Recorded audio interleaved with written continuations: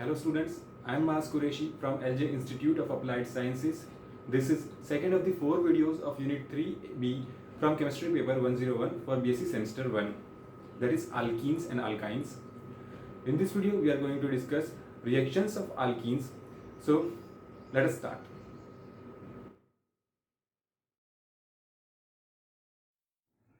Generally, alkenes undergo addition reaction in which pi bond is broken, and the second is oxidative cleavage of carbon-carbon double bond, in which double bond is completely broken to give two small fragments. Alkenes are having pi bonds, or we can say loosely held pi electrons, so addition reaction on double bond is feasible in alkene. These are the different addition reaction in which alkene is involved. In this video, we are going to discuss these 6 reactions. So let us start with catalytic hydrogenation. Catalytic hydrogenation हम already preparation of Alcaine में पढ़ चुके हैं, जहां strong reducing catalyst जैसे कि palladium, platinum, nickel की surface के ऊपर हाइड्रोजन एंकर होते हैं जो एक ही डायरेक्शन से डबल बॉन्डेड कार्बन पे ऐड होंगे. That is actually a syn addition. अब यहाँ सीन एडिशन हो रहा है, ये प्रूव कर सकते हैं by taking the example of any cycloalkene having restricted rotation. Here we can see 1,2 dimethyl cyclohexene का हाइड्रोजनेशन करने से हमको जो साइक्लोअल्केन मिल रहा है उसमें दोनों ही हाइड्रोजन डैश्ड है या वेज्ड भी हो सकते हैं, यानी कि एक ही प्लेन में है. So it must be a syn addition. Next is addition of halogens. So alkene को कार्बन टेट्राक्लोराइड जैसे नॉन पोलर सॉल्वेंट्स में हेलोजन के साथ ट्रीट करने से एडिशन रिएक्शन होगा, जहां दोनों ही डबल बॉन्डेड कार्बन पर एक एक हेलोजन ऐड हो गए टू गिव विसिनल डाइहेलाइड. यहाँ एक्चुअली हेलोजन मॉलिक्यूल में हेटेरोडिक क्लीवेज होता है, सो X+ और X- फॉर्म होंगे जो बारी बारी से अल्कीन पे ऐड होंगे. सो यहाँ स्टेप वाइज एडिशन होने की वजह से इट इज़ वेरी क्लियर कि यहाँ एंटी एडिशन होगा to reduce the steric strain between two halogen atoms. This is one example where propene is reacting with chlorine molecule in carbon tetrachloride to give 1,2-dichloropropane. Here we should note that only chlorine and bromine react to give a vicinal dihalide, as iodine and fluorine are having reactivity issues.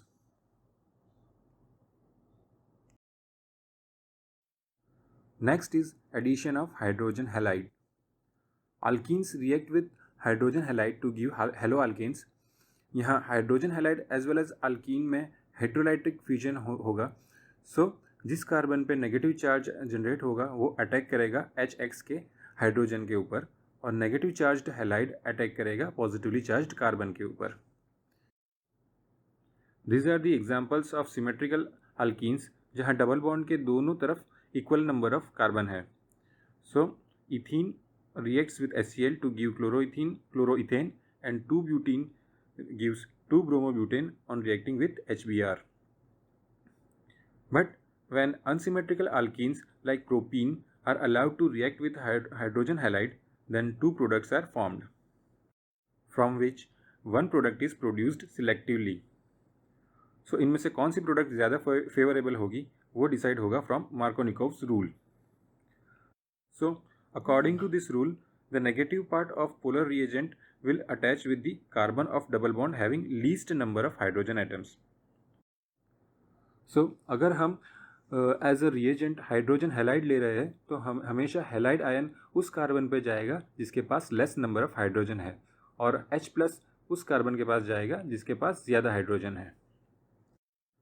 If you look at the example of propene, then chloride ion from HCl will preferably add on the central carbon which is having one less hydrogen than the terminal unsaturated carbon to give a major product.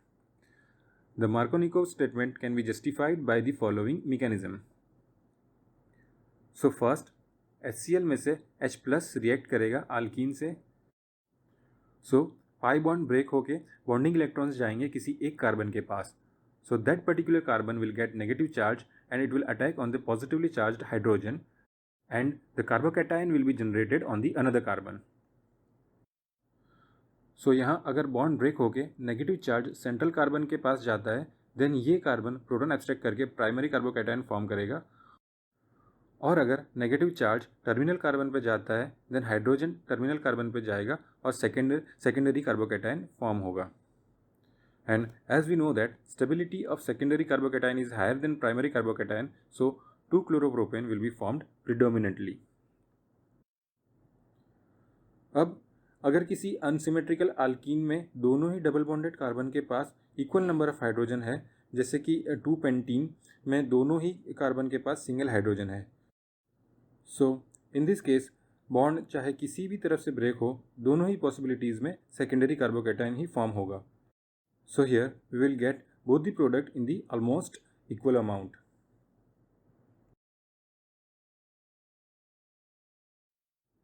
This is again an addition of hydrogen halide, but in the presence of organic peroxides. That does not follow Markovnikov rules and give rise to anti-Markovnikov rule. Here again propene का ही example लेंगे। जैसे कि हमने अभी देखा, in absence of peroxide propene can react with HBr to give 2-bromopropane selectively as per the Markovnikov rule. But जैसे ही यहाँ कोई ऑर्गेनिक पेरोक्साइड यूज़ किया जाता है along with HBr, then major product बन जाती है 1-bromopropane, जो कि मार्कोनिकोव रूल्स के अकॉर्डिंग माइनर होनी चाहिए थी। सो इस रिएक्शन को एक नए कंसेप्ट से जस्टिफाई कर सकते हैं, that is generally called peroxide effect और Kharasch effect from the name of the scientist. As Markovnikov's rule was justified by the electrophilic addition mechanism, here the formation of anti-Markovnikov product can be justified by the free radical mechanism. As we know that in peroxide, oxygen-oxygen bond is prone to homolytic fission. It will dissociate into two free radicals to initiate the reaction. Now this radical will propagate the reaction by inducing the homolytic fission in HBr. So यहाँ bromine radical generate होगा। अब ये bromine radical जो कि highly unstable होगा, attack करेगा alkene के pi bond पर to give 2 possible alkyl free radicals. अगर ब्रोमीन रेडिकल ने टर्मिनल कार्बन पर अटैक किया तो फॉर्म होगा सेकेंडरी फ्री रेडिकल, और अगर उसने सेंट्रल कार्बन पर अटैक किया तो फॉर्म होगा primary free radical. And we already know that secondary radical is more stable than the primary radical. So यहाँ रिएक्शन आगे बढ़ेगी सेकेंडरी रेडिकल से, जो आगे जाके H रेडिकल से रिएक्ट करके 1-bromopropane और ब्रोमीन रेडिकल फॉर्म करेंगे, और ये बचा हुआ ब्रोमीन रेडिकल इस रिएक्शन को प्रोपोगेट करेगा जब तक कि सारे रिएक्टेंट कंज्यूम ना हो जाए। Here only HBr gives anti-Markovnikov's product with peroxide, while HCl and HI do not give anti-Markovnikov product. This is because HCl में हाइड्रोजन और क्लोरीन की बॉन्ड स्ट्रेंथ ज़्यादा होती है, so it can not undergo homolytic fission to give radicals. जबकि HI bond weak होने की वजह से उसमें इजीली H और I रेडिकल जनरेट हो सकते हैं, बट यहाँ 2 आयोडीन रेडिकल कंबाइन होकर I2 मॉलिक्यूल इजीली बना देंगे, सो आयोडीन रेडिकल रिएक्शन के लिए अवेलेबल नहीं रहेगा।